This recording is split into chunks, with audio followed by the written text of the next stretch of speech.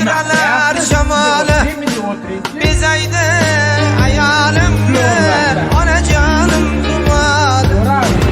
Ham sog'inch o'zlarimni aytsam dilda borimni, boskaydir xumorimni, onajonim rumolim. Guli gullardan go'zal, ko'rkiga ko'nglim maqtal, men uchun tojdan afzal, onajonim rumolim.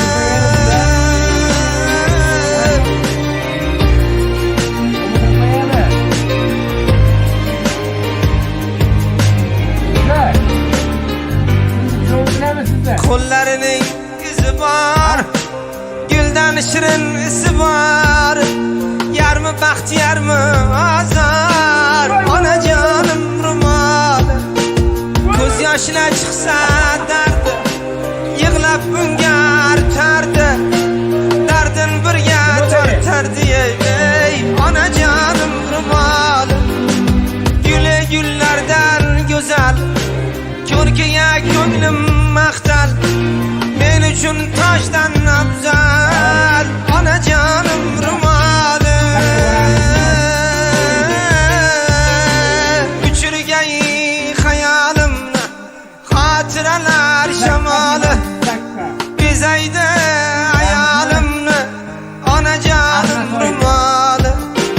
Uchirgay xayolimni xotiralar shamoli, bezaydi hayolimni, onajonim rumolim.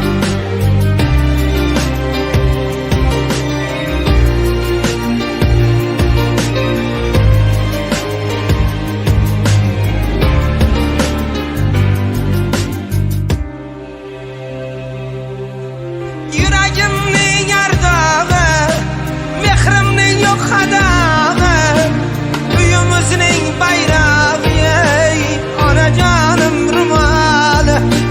Qizlarimga ibrat dars, asrab yurmoq erur farz, muqaddasdan muqaddas, onajonim rumolim.